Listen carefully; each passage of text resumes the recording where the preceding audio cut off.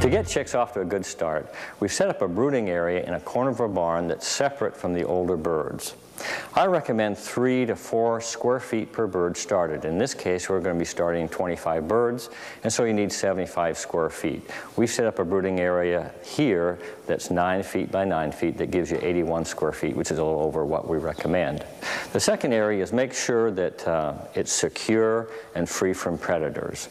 The next rule is to make sure when you're working with the birds, start with the younger birds and work with them first, and then move to the older birds. You don't want to be tracking any of the diseases or parasites or infections from the older birds back to the younger birds. What you want to do is you want to set up 48 hours ahead of time, and you want to clean and disinfect the area and any feeders and waterers that you're going to be using, and make sure that it's all set up and ready to go so when the chicks come, everything's in perfect working order.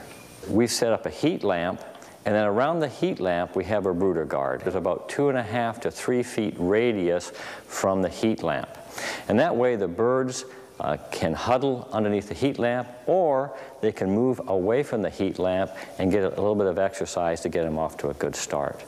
We set the heat lamp about 20 inches above the litter, and then we monitor the temperature. What you want is a comfort zone around the heat lamp, and that comfort zone for the first week needs to be around 90 to 95 degrees. When you're ready to put the litter down, I recommend Eagle Valley bedding material.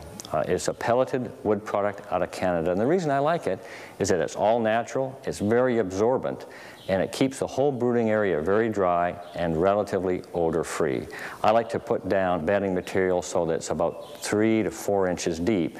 For starting chicks, I particularly like to use a 1-quart water. This particular one's made by Little Giant, and it's an excellent waterer to start young chicks because it's plastic, easy to clean, and when we're placing these, we place them on the outside of the comfort zone so that the birds have readily access to the waterer, and that the water doesn't get overheated. And again, what you want to make sure is you put the waterers out 24 hours prior to the chicks arriving so that the water is at room temperature around 80 degrees because cold water discourages drinking.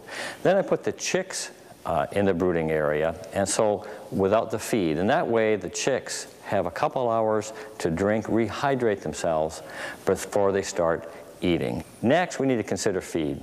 I like to use Purina Start and Grow Sunfresh recipe. It's an all-natural product containing plant ingredients. It doesn't contain any chemicals or fillers or animal byproducts. The first thing to do is make sure that there's lots of feeders around, and I like to use a low-lying type of a feeder, or a trough feeder. I also like to put feed in egg cartons. It's good to allow 4 linear inches of feeder space per bird to get chicks off to a good start. Waterers and feeders should be emptied and cleaned and refilled every day. It's also important to make sure that any damp litter around the waterer is removed and replaced with fresh, dry litter. Once the birds are in, what you want to do is monitor it a couple times a day to make sure that the birds are evenly distributed. It gets them up drinking, which is very important. It gets them up eating, and more importantly, gets them up exercising, and that's just another tip to get them off to a good start. Chicks hatched in the spring in a barn like this, the lights should be on for 24 hours a day for the first couple of days, and then it can be reduced to 18 hours a day for the next couple of weeks. And by the 3rd week, you can reduce it to 16 hours and keep it at 16 hours for the duration of the growing period.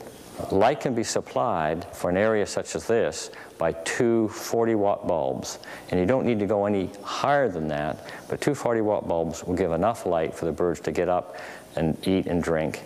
As the birds grow older, the brooder ring can be expanded, the heat lamp elevated, so that you're reducing the temperature of the brooding area about 5 degrees per week until you reach a minimum of about 55 degrees.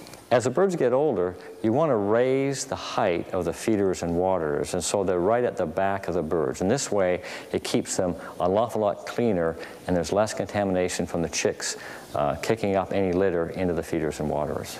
Cleanliness and dryness are the keys to success to getting chicks off to a good start.